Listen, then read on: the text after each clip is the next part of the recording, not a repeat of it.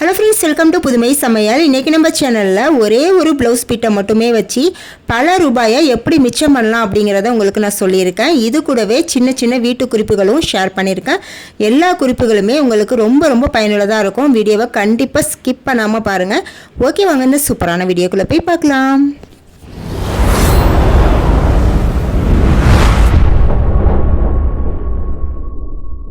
First பார்க்கலாங்க. எங்கள் வீட்டில் இந்த மாதிரி ரொம்ப பழசாக போன ஒரு குட்டி ஸ்டூல் இருந்துச்சுங்க.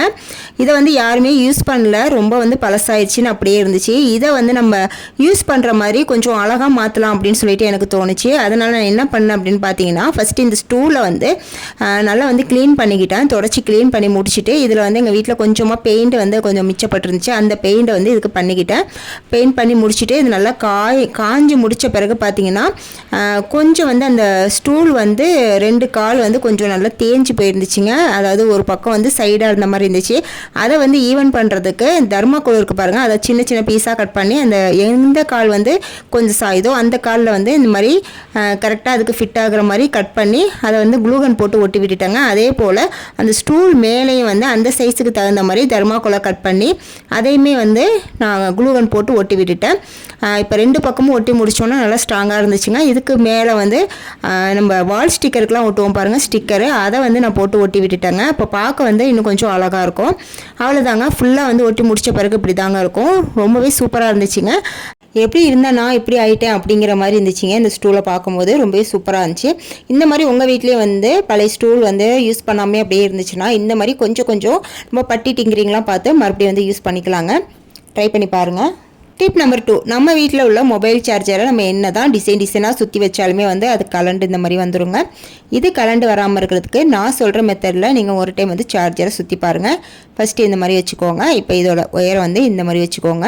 கையால் பிடிச்சிக்கோங்க. இப்படி பிடிச்சிட்டு இதை சைடில் இந்த மாதிரி சுற்றி விட்டுக்கோங்க. ஃபுல்லாக இந்த மாதிரி சுற்றி விட்டுட்டு கடைசியாக கொஞ்சம் ஒயர் பெண்டிங் இருக்கும் பாருங்கள், அதை இந்த கீழே மடக்கி இருக்கும் பாருங்கள், அது உள்ளே இந்த மாதிரி விட்டுக்கோங்க. உங்களுக்கு நான் வீடியோவில் சொல்கிறது புரியும்னு நினைக்கிறேன். இந்த மாதிரி உள்ளே விட்டுட்டு மேலே அந்த ஒயர் இருக்க பாருங்கள், அதை இந்த மாதிரி இழுத்து விட்டுக்கோங்க. அவ்வளோதாங்க. இப்படி பண்ணும்போது பார்த்தீங்கன்னா அது நல்லா லாக் ஆகிக்கும். இதை நம்ம அப்படியே கூட எங்கேயாவது ஆணியில் கூட மாட்டி வச்சுக்கலாம். நம்ம அப்படியே ஒயரை சுற்றி வச்சா அது நிற்கவே நிற்காதுங்க. இந்த மாதிரி நீங்கள் சுற்றி வைக்கும் போது அது கலண்டு வராமல் இருக்குங்க. ட்ரை பண்ணி பாருங்கள். டிப் நம்பர் 3, நம்ம ஏதாவது அவசரமாக ஒட்டணும்னு நினைக்கிறப்போ செல்லோ டேப்பில் அதோட எட்ஜஸ் பகுதி எங்கே இருக்குன்னே நமக்கு கண்டுபிடிக்கவே முடியாதுங்க. அது தேடி கண்டுபிடிக்கிறதுக்கே கொஞ்சம் நேரம் எடுத்துரும். அப்போ தான் நமக்கு ரொம்பவே டென்ஷன் ஆகும். அந்த மாதிரி ப்ராப்ளம் இல்லாமல் இருக்கிறதுக்கு நீங்கள் அதோட எட்ஜ் பகுதி எப்படி கண்டுபிடிக்கிறது அப்படின்னு பார்த்தீங்கன்னா, இந்த மாதிரி ஒரு பேனா எடுத்துக்கோங்க. பேனா இந்த மாதிரி லைட்டாக கிறுக்கி விடுங்க. கிறுக்கி விடும்போது பார்த்தீங்கன்னா அந்த எட்ஜ் பகுதியில் அந்த பேனா பட்டோன்னே அது ஒரு கோடு மாதிரி விழுந்துருங்க. அப்போ நமக்கு கரெக்டாக கண்டுபிடிச்சிடலாம் இதுதான் அதோட முனைப்பகுதி அப்படின்ட்டு. இப்போ நம்ம ஈஸியாக அதை எடுத்துடலாங்க. இந்த மாதிரி நீங்கள் ரொம்ப தேடிக்கிட்டே இல்லாமல் ஒரு பேனா மட்டும் வச்சு லைட்டாக கிறுக்கி பாருங்கள். டக்குன்னு நம்ம அதை கண்டுபிடிச்சிடலாங்க. இது ஒரு சின்ன டிப்புங்க, உங்களுக்கு கண்டிப்பாக யூஸ்ஃபுல்லாக இருக்கும். ட்ரை பண்ணி பாருங்கள். டிப் நம்பர் 4, நம்ம வீட்டில் குழந்தைங்களுக்கோ பெரியவங்களுக்கோ சில சமயம் டாக்டர் மாத்திரையை பாதியாக உடச்சி கொடுக்க சொல்லுவாங்க. அதாவது காலையில் பாதி நைட்டு பாதி அந்த மாதிரி மாத்திரை பாதியாக உடச்சி கொடுக்க சொல்லுவாங்க. அப்படி நம்ம எடுக்கும்போது பார்த்திங்கன்னா அந்த மாத்திரையை உடைக்கிறதுக்கே ரொம்ப கஷ்டமாக இருக்கும். அப்படியே நம்ம எப்படியாவது உடைச்சா கூட ஒரு பீஸ் கொஞ்சம் அதிகமாக இருக்கும், ஒரு பீஸ் சின்னதாக போயிடும். இந்த மாதிரி நம்ம கொடுக்க முடியாது. இந்த மாதிரி ப்ராப்ளம் இல்லாமல் இருக்கிறதுக்கு நீங்கள் கரெக்டாக இந்த மாத்திரையை பாதியாக உடைக்கணும் அப்படின்னு நீங்கள் நினச்சிங்கன்னா ஒரே ஒரு ஸ்பூன் எடுத்துக்கோங்க. இந்த ஸ்பூனை இந்த மாதிரி திருப்பிக்கோங்க. திருப்பிட்டு இந்த ஸ்பூனோட சென்டரில் அந்த மாத்திரையை வச்சுக்கோங்க. வச்சுட்டு நம்ம கட்டை விரல் இருக்குது பாருங்கள், 2 கட்டை விரலையும் அந்த மாத்திரையோட சைடில் லைட்டாக ப்ரெஸ் பண்ணி அமுக்கி விட்டிங்கன்னா போதும். டக்குன்னு கரெக்டாக பாதியாக உடஞ்சிருங்க. அதாவது கூடவும் குறைச்சவும் இல்லாமல் கரெக்டாக ஈவனாக நமக்கு மாத்திரை கிடச்சிரும். பாதியாக லைட்டாக ப்ரெஸ் பண்ணால் போதும், ஈஸியாக உடஞ்சிருங்க. இந்த மாதிரி நீங்கள் உடச்சிக்கோங்க. இதுக்காக நீங்கள் ரொம்ப சிரமப்பட்டு உடைக்கணும் அப்படிங்கிற அவசியம் இல்லை. இந்த டிப்பை கண்டிப்பாக ஃபாலோ பண்ணி பாருங்கள். ரொம்ப ரொம்ப யூஸ்ஃபுல்லாக இருக்கும். டிப் நம்பர் 5, நம்ம வீட்டில் சாவி கொத்து வந்து மாட்டும் போது ரொம்பவே சிரமமாக இருக்குங்க. அதாவது அந்த வளையம் உள்ள நம்ம சாவி கொத்தை திணிச்சு மாட்டுறதுக்கு ரொம்ப சிரமமாக இருக்கும். அப்படிப்பட்ட நேரத்தில் இந்த டிப்பை நீங்கள் ஃபாலோ பண்ணிக்கோங்க. பட்ஸ் இருக்குது பாருங்கள், நம்ம காது குடையிற பட்ஸை வந்து 2 பக்கமும் கட் பண்ணிவிட்டு சென்டரில் பீஸ் இருக்கும் பாருங்கள், குச்சி, அதை மட்டும் எடுத்துக்கோங்க சின்ன பீஸாக. அந்த குச்சியை வந்து இந்த சாவி கொத்து அந்த வளையம் இருக்குது பாருங்கள், அது உள்ளே வந்து அதை மாட்டி விட்டுருங்க. இது மாட்டும் போது பார்த்தீங்கன்னா ஈஸியாக அது ஹோல் உள்ளே போயிடும். மாட்டி விட்டதுக்கப்புறம் இந்த பட்ஸ் உள்ளே வந்து நம்ம சாவி கொத்தை ஈஸியாக மாட்டிக்கலாங்க. இப்படி மாட்டும் போது பார்த்தீங்கன்னா நம்ம கை வலிக்க நகம் வலிக்கலாம் வந்து அதை சாவி கொத்து மாட்டணும் அப்படிங்கிற அவசியம் இல்லை, ரொம்பவே ஈஸியாக கோத்துடலாம்.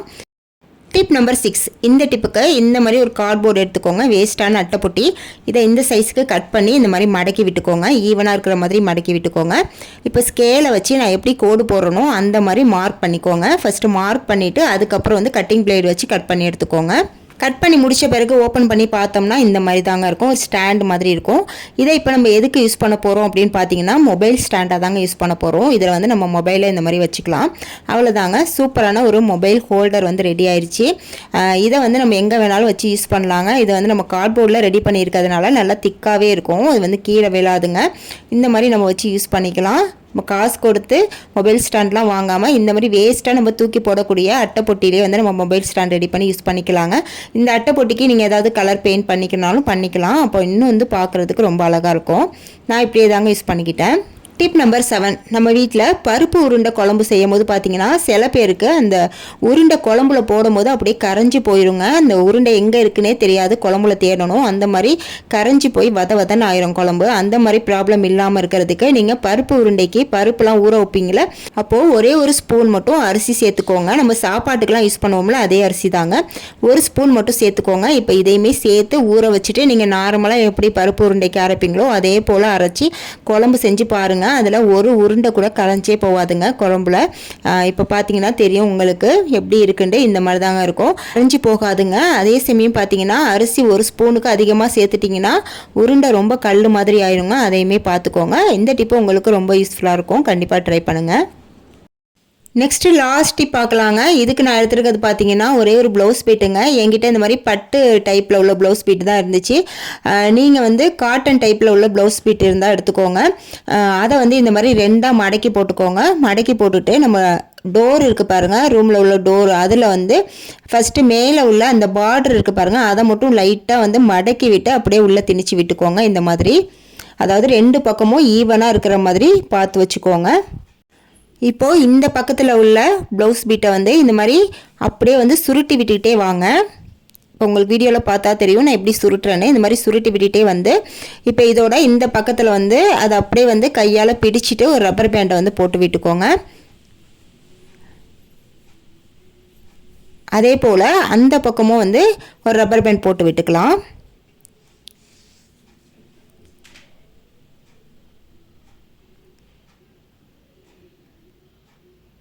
ரெண்டு பக்கமும் வந்து ரப்பர் பேண்ட் போட்டு விட்டுக்கணுங்க. இதே போல் அடுத்த பக்கம் இருக்குது பாருங்கள், டோரோட அடுத்த பக்கம், அதையுமே வந்து நல்லா அதே போல் சுருட்டி விட்டுக்கோங்க. உங்களால் எந்த அளவுக்கு சின்ன சைஸாக சுருட்ட முடியுமோ அந்த அளவுக்கு சுருட்டிக்கோங்க. நான் எடுத்துருக்கிறது பட்டு ப்ளவுஸ் பிட் அப்படிங்கிறதுனால ரொம்ப மெலிசாலாம் சுருட்ட முடியலங்க. நீங்கள் வந்து காட்டன் டைப்பில் ப்ளவுஸ் பிட் எடுத்திங்கன்னா நல்லா வந்து மெலிசாக சுருட்டிக்கலாம் உங்களுக்கு. இப்போ இந்த பக்கமும் ரப்பர் பேண்ட் போட்டு அந்த எட்ஜி பகுதி இருக்குது பாருங்கள், அதுலேயுமே வந்து சுருட்டினதில் ரப்பர் பேண்ட் போட்டு விட்டுருங்க. ஒரு 3-4 சுற்று போட்டு விட்டிங்கன்னா அது கலண்டு வராமல் நல்லா ஸ்ட்ராங்காக இருக்குங்க.